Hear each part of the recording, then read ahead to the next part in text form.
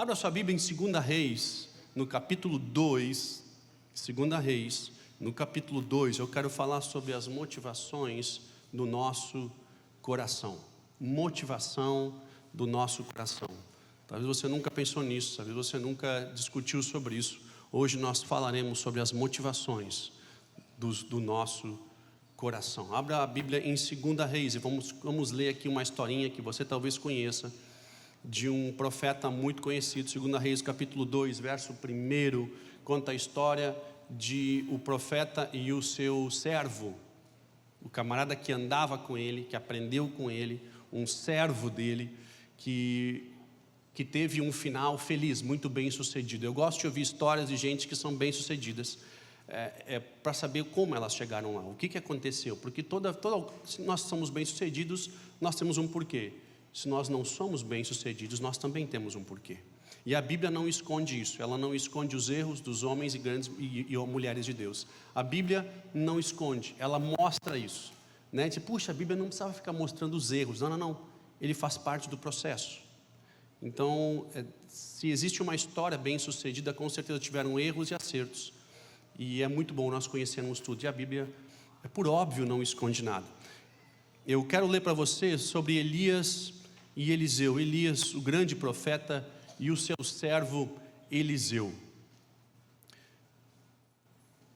Vamos ler, e aí depois a gente segue aqui. E sucedeu que, aí no capítulo 1, tá? 2 Reis, capítulo 2, no verso 1, diz: E sucedeu que quando o Senhor estava para levar Elias num redemoinho ao céu, Elias partiu de Gilgal com Eliseu. E disse Elias a Eliseu: Ficai aqui, porque o Senhor me enviou a Betel. Porém, Eliseu disse: Vive o Senhor e vive a tua alma, não te deixarei. E assim foram para Betel. Então os filhos dos profetas que estavam em Betel saíram ao encontro de Eliseu e disseram: Sabes que o Senhor hoje tomará o teu senhor sobre a tua cabeça? E ele disse: Também sei, calai-vos. E Elias disse a Eliseu: Fica aqui, porque o Senhor me enviou a Jericó. Porém ele disse: Não, tão certo que vive o Senhor e vive a tua alma, eu não te deixarei. E assim foram ambos para Jericó. E os filhos dos profetas que estavam em Jericó chegaram a Eliseu e falaram: Sabes que o Senhor hoje levará o teu senhor sobre a tua cabeça? Ele disse: Também bem sei, calai-vos. E Elias disse: Ficai também aqui, porque o Senhor me enviou ao Jordão. Mas ele disse: Vive o Senhor e vive a tua alma, que não te deixarei. E assim ambos foram para o Jordão. E foram 50 homens dos filhos de profetas e pararam de frente dele de longe, e assim ambos pararam junto ao Jordão. Então Elias tomou a sua capa e a dobrou e feriu e bateu nas águas, né? E as águas se dividiram em dois e passaram ambos em seco. E sucedeu que, havendo eles, Elias disse a Eliseu: Pede-me o que queres que eu te faça antes que eu seja tomado de ti. E disse Eliseu: Peço-te que haja porção dobrada do teu espírito sobre mim. E disse então Elias: Coisa difícil me pedistes, mas se me vires quando eu for tomado de ti, assim te fará. Porém, se não, não te fará. E sucedeu que, indo eles andando e falando, eis que um carro de fogo com cavalos de fogo os separou um do outro. Elias subiu ao céu num redemoinho. E o que vendo Eliseu chamou: meu pai, carros de Israel e seus cavaleiros. E nunca mais o viu. E pegando as suas vestes, rasgou-as em duas partes. Também levou a sua capa, a capa de Elias, que dele havia caído. Voltou para as margens do Jordão. E tomou a capa de Elias, que dele caíra, e feriu, e bateu nas águas de novo. Onde está o Senhor Deus de Elias? Quando feriu as águas, elas se dividiram de um lado para o outro, e Elias passou. Até aí. Papai, obrigado pela tua palavra, obrigado pela essência tão linda, Pai, desse trecho, tão especial desse trecho. Nos abençoa nessa noite, aqueles que estão conosco aqui, aqueles que estão acompanhando online. Nos traga entendimento, nos traga graça nesse momento, nos visita, Papai, em nome de Jesus. Amém. Amém. Conta a história aqui de um servo, um camarada que serviu o profeta durante 8 anos, chamado Eliseu. Eu costumo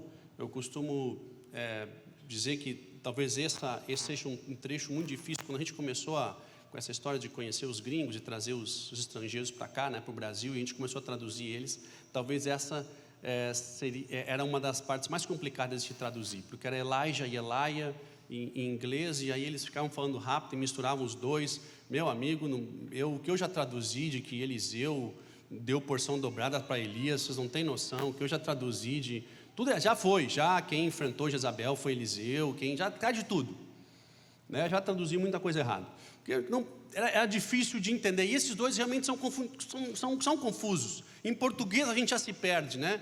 Em outra língua, olha, já foi. Mas basicamente, para que vocês entendam, aqueles que não são muito íntimos da história, Elias era um grande profeta. Elias era o profeta.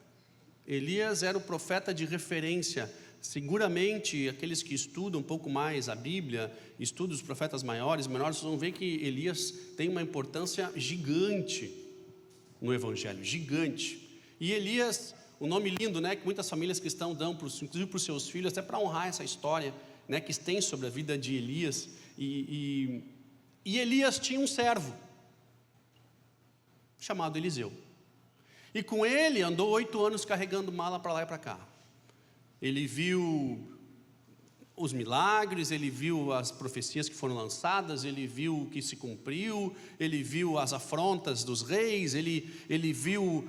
Elias estava lá, se movendo em Deus, e Eliseu parado, quieto, olhando. O que esse servo viu em 8 anos não está no mapa. Ele amadureceu muito. E chegando no fim desses 8 anos,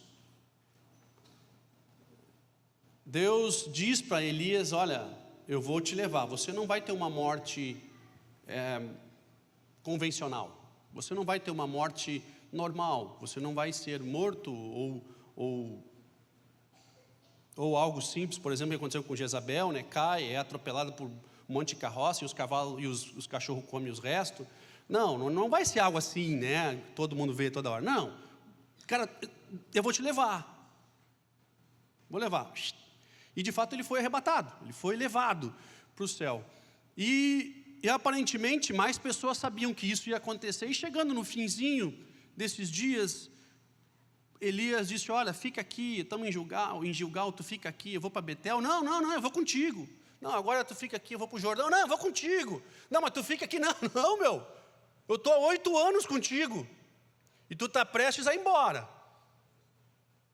Meu, já comi o pão que o Inhã amassou esses 8 anos contigo, meu, não ganhei nada, não tenho rescisão, não tenho décimo, não tenho férias, não vou ter o bônus de Natal, nada. Tu não vai me dar um panetone, tu não vai me dar, nada.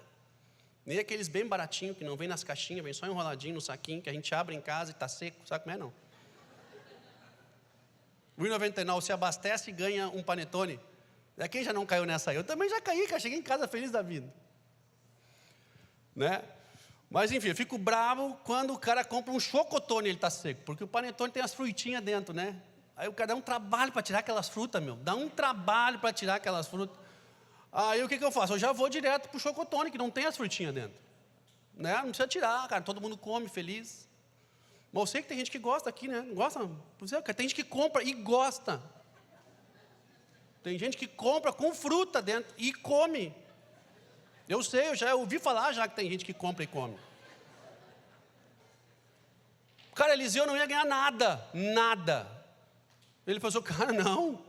Meu, tu acha que agora, depois de eu ter feito tudo isso, cara, agora eu vou ficar até o fim contigo. Agora eu fico. Agora, nós vamos até aqui, vamos até o fim. E os outros profetas que vinham ao redor, os filhos de profeta, falaram: está sabendo que o teu Senhor vai... Eu estou sabendo. Fica quietinho, fica na tua. Deixa que está tudo certo, deixa que eu estou sabendo.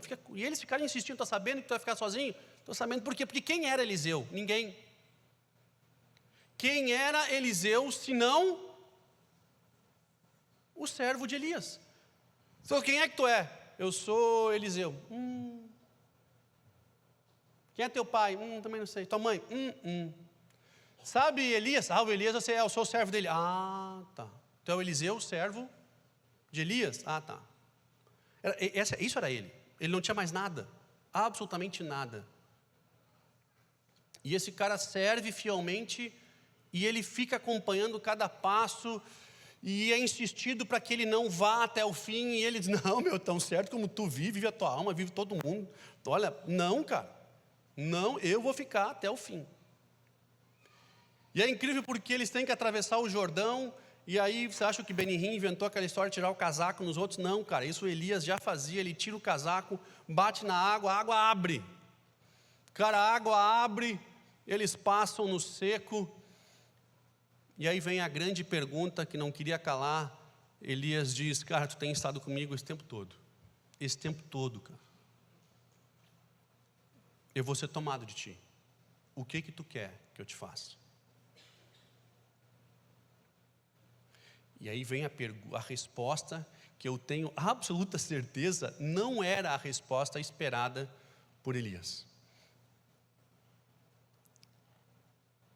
Eliseu fala, eu quero o que tu tem, versão dobrada. Eu quero o que tu tem, o dobro do que acontece contigo, eu quero que aconteça comigo. E Elias diz o seguinte, dura coisa tu pediu. Porque o que tu está pedindo, tu tem noção do que significa, porque tu passou 8 anos comigo. O que tu está pedindo, tu sabe exatamente o que tu está pedindo. Tu não está empolgado pedindo. O teu coração está no lugar certo pedindo isso. Tu sabe exatamente o que significa, porque isso significa perseguição, isso significa solidão, isso vai significar um processo difícil de passar. Você vai ter depressão às vezes, porque eu também passei. Cara, você vai ser amado, você vai ser odiado. Você sabe exatamente o que você pediu, mas o seu coração está no lugar certo. Você tem noção do que isso significa. E a intenção do teu coração, ela é boa. Porque tu está pedindo isso, porque sabendo que isso não vai gerar benefício nenhum para ti, enquanto indivíduo. Isso não vai gerar fama, isso não vai gerar honra. Cara, isso vai gerar dedicação, esforço, vai gerar morte no teu coração. Tu vai ter tudo isso para ir contra um inimigo. E tu vai deixar um legado num reino que não é o teu reino, é o reino dele. Então o teu coração está no lugar certo. Dura coisa que tu pediu, mas se tu ficar com os olhos fitos no objetivo até o fim, tu vai ganhar. E de fato acontece. Eles caminham mais um pouco, eles são divididos, os dois, né? São divididos por uma carruagem de fogo, e vem um redemoinho, leva eles embora, leva Elias embora, e ele vê aquilo tudo e diz, meu pai, foi exatamente isso que ele falou. Deus do céu, o que aconteceu aqui? E os outros, lá do outro lado do Jordão, ficaram olhando, cara, ele foi levado. Levaram mesmo, não é que foi embora. E volta o careca, volta o calvo, Eliseu, com a roupa do chefe na mão. Porque aparentemente é só o que ele tinha ganhado. E ele leva a roupa de volta, ele tem que atravessar o Jordão. E olha que fantástico, ele bate na água e ele não grita assim, Deus, é a minha vez. Ele diz, bate na água, ele grita, onde está o Deus de Elias? Porque assim, eu pedi o dobro do que ele tinha. Aonde está aquilo que ele tinha? E ele bate e a água abre. E o povo do outro lado fica olhando, dizendo, cara, Elias foi levado, deve estar numa montanha, num outro canto, deixa a gente ir atrás dele. Não adianta procurar, onde ele está não tem como chegar. Não, mas deixa a gente ir atrás, que vocês podem ir, mas não vão achar. E de fato a história segue assim, os caras catando ele e ninguém acha. Mas o que me chama a atenção nessa história é o coração de um cara que não tinha educação para ser quem ele acabou se tornando, ele não tinha um legado financeiro para acabar assumindo uma estrutura de alguém, ele não tinha uma história de ter feito absolutamente nada até aquele momento, e de uma hora para outra, porque ele tinha o coração no lugar certo, ele de fato é lembrado na história como o cara que se moveu 2 vezes mais do que se moveu Elias. Por um motivo, o coração dele estava no lugar certo.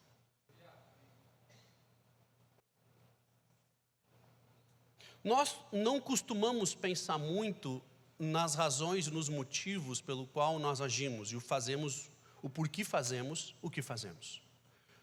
Nós entendemos que a honra na nossa vida, tanto familiar, profissional, ministerial, ela vai vir do que eu mostro, do que as pessoas enxergam. Nós temos a impressão de que se de fato for muito enxergado, for muito visto, eu vou ser honrado pelo que as pessoas veem. E nós nos esquecemos de que na realidade Deus honra o nosso coração. E Ele mesmo diz que não tem nada mais enganoso do que o próprio coração. Nós esquecemos que nós não somos honrados pelo o que nós fizemos, mas o porquê nós fizemos. Nós não paramos muito para pensar nisso, porque quando eu começo a pensar o porquê eu faço o que eu faço, ou porquê eu agi da forma com que agi, talvez a resposta não vai agradar. Talvez eu vou ter que escutar o que eu não queria escutar, ou o que eu estava há anos empurrando para não sair, e o troço está saindo e eu botando de volta, e ele vem saindo de cara, eu não quero mexer aí, porque se eu mexer nesse negócio, vai brotar o que eu não queria que brotasse. Nós somos julgados e honrados pelas nossas motivações, embora nós achemos que somos honrados e julgados pelo que nós apresentamos de resultado na nossa vida.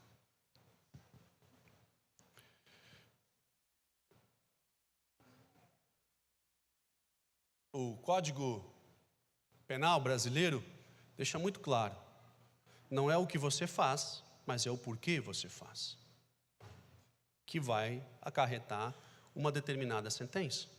Quando acontece um crime, e o crime é quase todo desvendado, quem cometeu, onde foi cometido, com que instrumento ele foi cometido, a causa da morte foi qual, tudo isso se desvenda, mas na realidade, para que saia um veredito, uma sentença, uma condenação ou não do indivíduo, o que é buscado?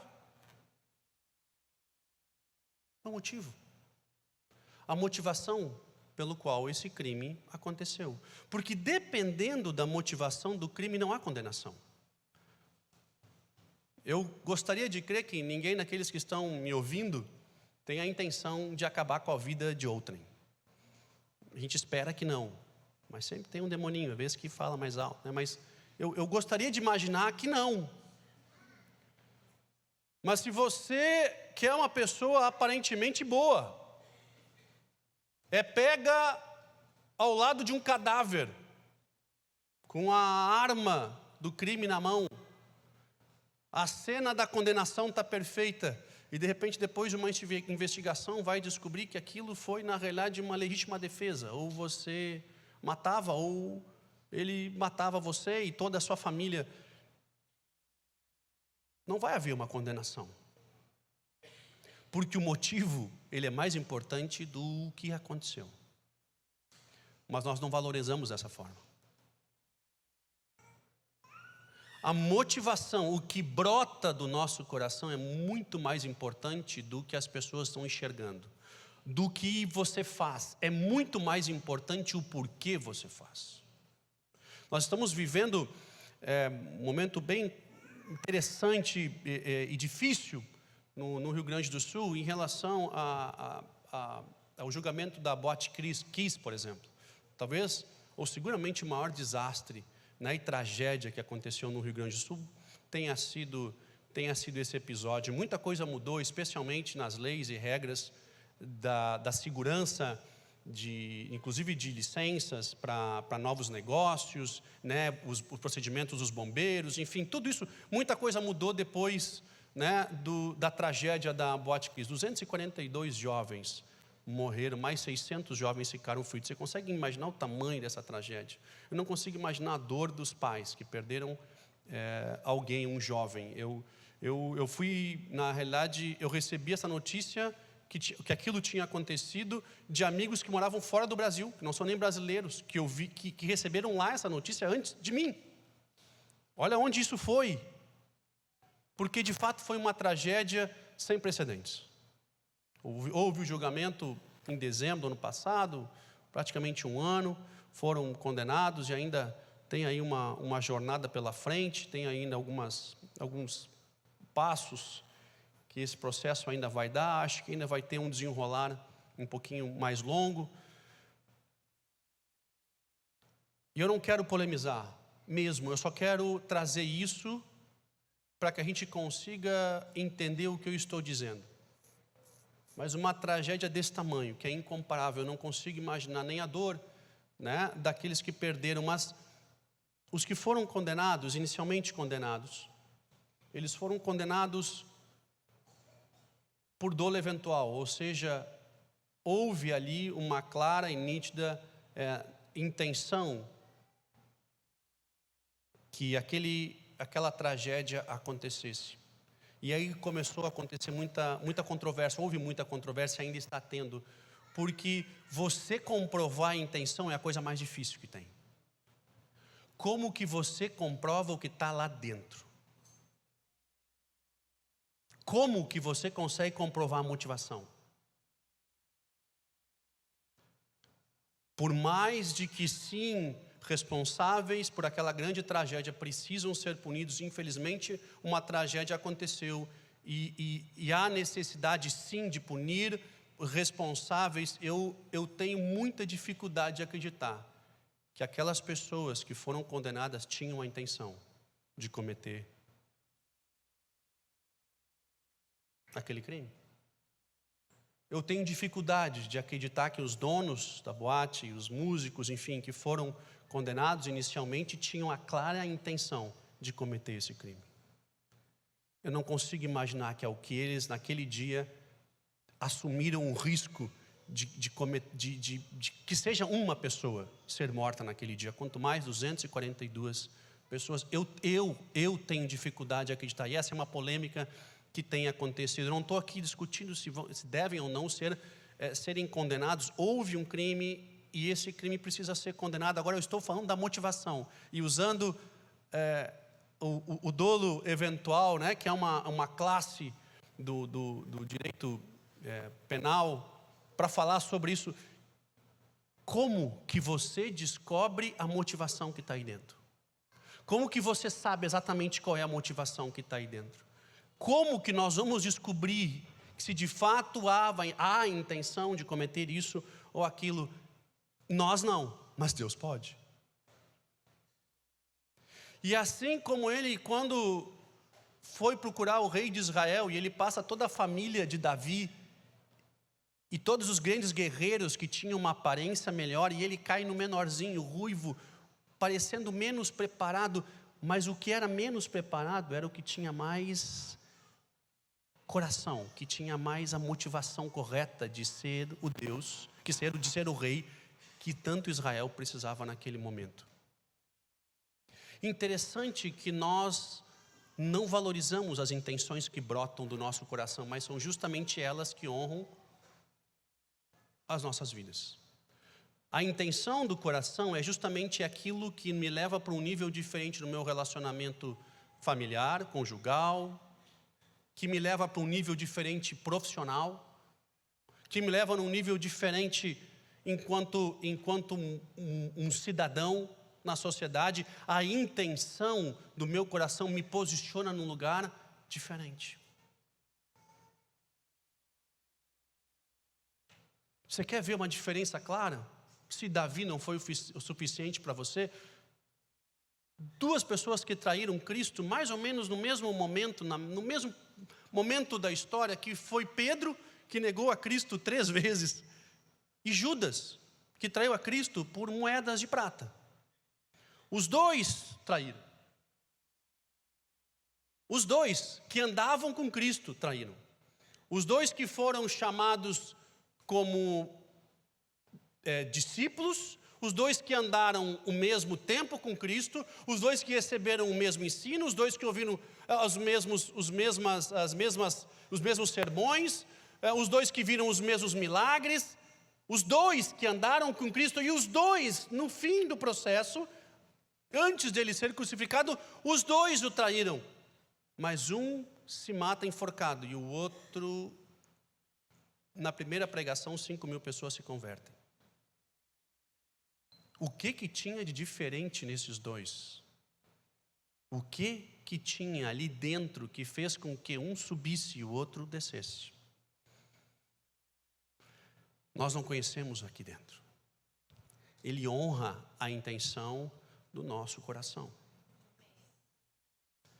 E aí nós começamos a julgar na nossa vida coisas que não funcionam ou coisas que não estão andando. E fico, cara, deixa eu te dizer, acho que tu não entendeu. O que está acontecendo aí dentro? Robson, mas olha a minha vida, isso, aquele outro. Cara, tu está me contando tudo o que eu consigo ver. O que eu não consigo ver é o que traz honra. E o que eu não consigo ver, tem um que vê. É aquele mesmo que disse que quando tu buscar do Senhor, fecha a tua porta, te tranca. Aquele que te vê em secreto é o mesmo que te honra em secreto. É esse aí. Tu tem que estar preocupado com esse aí. A gente está tão preocupado com tantos seguidores na minha vida, o cara vai lá e compra seguidor daí.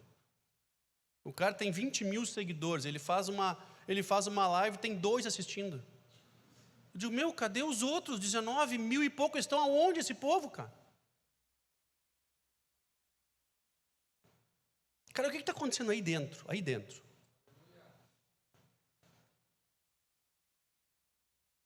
A motivação de você entender que andar com Cristo, ele é um processo, assim como passou por Eliseu, dele aguentar tudo o que ele aguentou e está sendo tratado pelas coisas importantes que precisavam ser tratadas na vida de Eliseu. Eu disse, cara, o meu momento vai chegar, mas eu vou deixar tratar aqui dentro, porque aqui dentro é que precisa ser mexido. Cara, e ele deixou esse processo todo de 8 anos, ele ficou plantando, deixando com que Eliseu ministrasse o coração dele, para que ele estivesse pronto, para na hora certa ele voar, na hora certa ele botar a mão naquilo que de fato pertencia a ele, ele deixou ser tratado. Tem um exército americano que é a elite da elite, é o topo da pirâmide. Ele inclusive foi modelo, esse modelo que acontece nesse treinamento militar, foi modelo de muitos shows que acontecem hoje na televisão. Mas esse grupo militar, ele é levado para uma ilha para um treinamento. E esse treinamento leva à exaustão física, exaustão emocional. Mas eles podem ir embora a qualquer hora, basta eles irem até o meio da ilha, onde tem um sino, e tocarem um sino. E o helicóptero vem e leva eles embora. Sem nenhum dano, está tudo certo. Eles só não serão a elite da elite. Eles continuarão fazendo parte do exército, eles continuarão tendo os seus títulos, eles só não serão a elite da elite. Eu sei que às vezes nós somos levados a um desgaste emocional, físico e às vezes até espiritual. Mas quando a nossa motivação está no lugar certo, nós somos honrados de uma forma impressionante que você não consegue explicar. Tu diz, cara, como que isso aconteceu na vida dele? Eu digo, irmão, não tem outra explicação a não ser honra do céu. No coração dele, pelo coração dele, pelas intenções dele. Tem coisa que não dá para explicar. Tem coisa que você não vai explicar na sua vida, que vai acontecer simplesmente porque o seu coração, ele está no lugar certo. Sei que muitas vezes a gente tem vontade de tocar o sino, quando a coisa começa a apertar, quando o que está ali dentro começa a brotar. Eu quero te desafiar, vamos deixar mais um pouco? Vamos tratar as nossas motivações, porque a honra que vem do céu, ela não vem a partir das coisas que todos veem, mas justamente daquilo que ninguém vê, nem você. Vamos ficar em pé, por favor.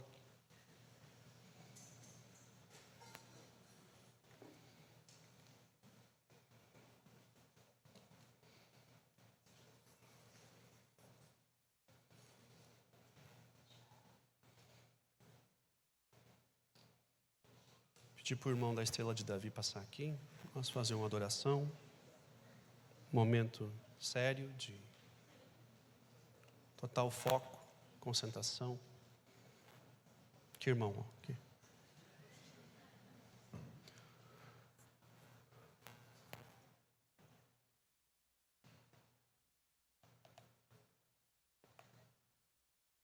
Sabe quando meus filhos erram?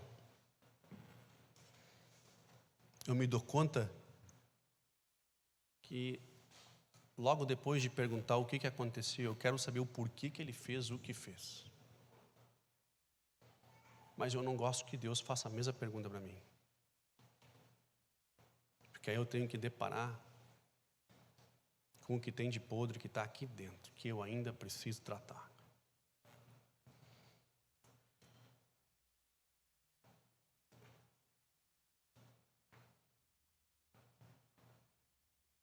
Todos nós queremos ser honrados, todos nós queremos ser vitoriosos, olhar para a nossa história e ver o quanto nós vencemos. Deixa eu te dizer, as maiores honras que eu já recebi na minha vida não vieram de nenhum lugar a não ser de Deus mesmo, onde eu fiquei pensando, cara,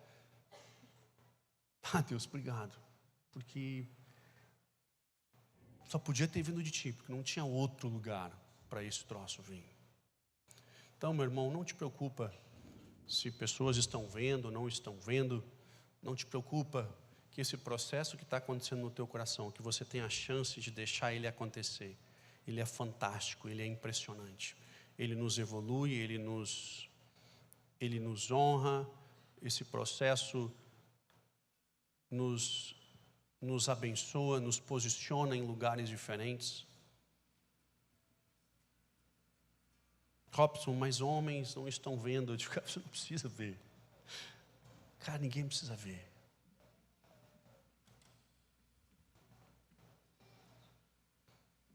Quais são as motivações do teu coração? O que está acontecendo aí dentro, agora? O porquê você fez o que você fez? O porquê você escreve o que você escreve? O porquê você grava o que você grava? Por que você assiste o que assiste? Por que você grita o que grita?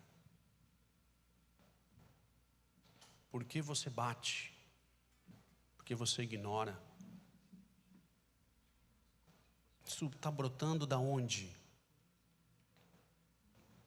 Eu quero orar por você, eu quero orar pela sua família, eu quero orar pelos seus filhos.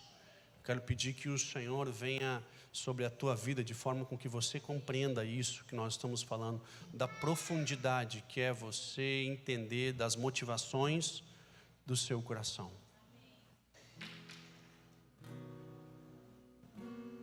A Bíblia, ela não esconde os erros dos homens e mulheres, justamente para que eu e você pudéssemos entender as motivações.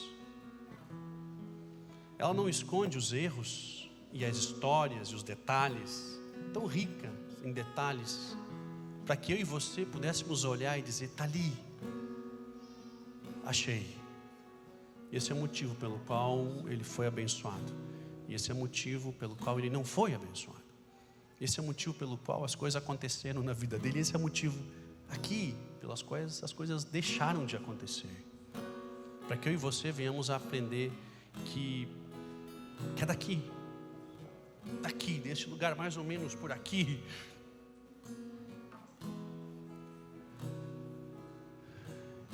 que brotam as intenções que mais promovem ou não a vida de cada um de vocês em todas as áreas. Em todas as áreas. Comece a julgar as intenções do seu coração. Comece a julgar diante de Deus as intenções do seu coração. você vai ficar surpreso com as coisas que vão começar a acontecer. Eu quero abençoar a sua vida, abençoar a sua casa, a sua família, para que sejam saudáveis as suas intenções. Pai, eu oro como igreja, como comunidade local. Pai, abençoa em nome de Jesus cada um aqui. As intenções que estão brotando, Pai, que Tu conheces melhor do que qualquer um de nós. Nós não conhecemos, Tu conheces. Tu que honra, Tu que abençoa, Tu que traz a provisão. Saber o porquê porque estamos fazendo o que estamos fazendo. Pai, em nome de Jesus, eu peço, vem sobre a vida de cada um. Nos faz enxergar o que não estamos enxergando. Ou coloca a pessoa nas nossas vidas que nos ajude a enxergar as intenções equivocadas do nosso coração. Mas queremos enxergar. Por mais doído que possa parecer, por mais complicado que possa parecer, Pai, que brote diante dos nossos olhos as intenções das nossas atitudes. Pai, eu abençoo cada um aqui, porque seja uma igreja que consiga tratar as suas motivações, que seja uma comunidade que busque tratar e desenvolver as suas motivações, para que a honra e a provisão parta deste coração sincero, para que a hora da promoção chegue a esse coração tratado, a esse coração sincero. Pai, eu abençoo para que nós venhamos a ter aqui famílias saudáveis, casamentos saudáveis, relacionamentos saudáveis, profissionais saudáveis. Em nome de Jesus, Pai, vem sobre a nossa vida e desperta em nós um desejo sincero de tratar as nossas motivações. Em nome de Jesus, Pai.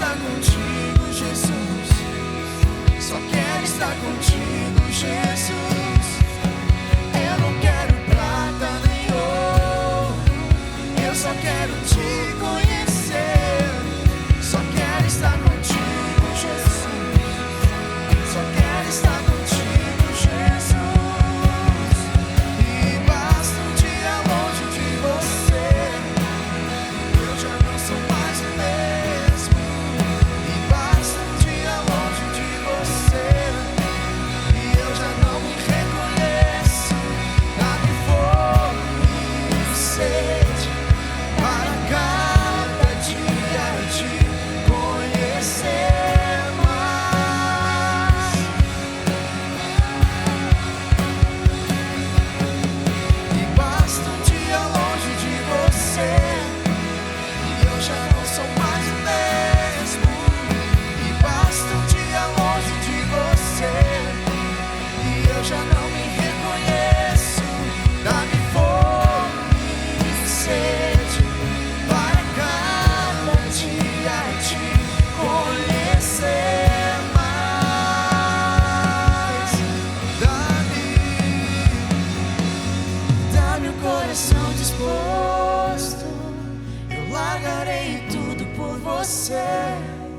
Só quero estar contigo, Jesus.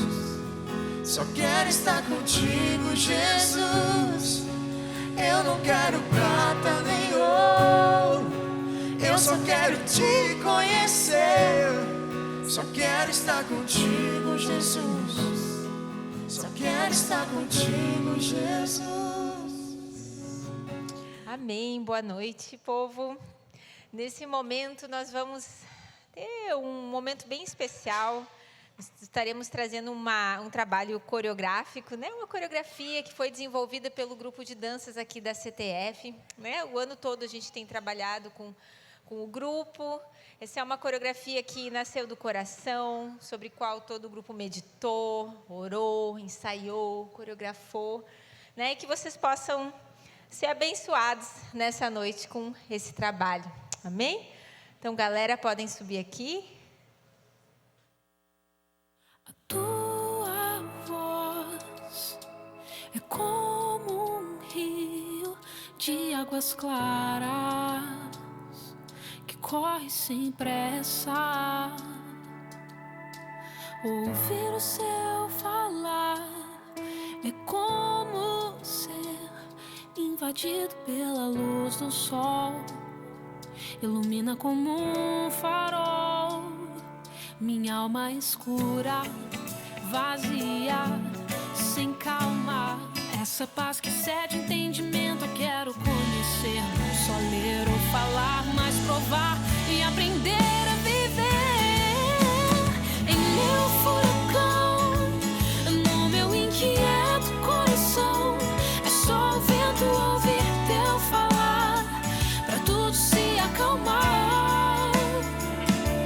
Minha alma reconhece quem tu és, dono dos momentos e das estações do meu caminhar. Faz a tua paz reinar.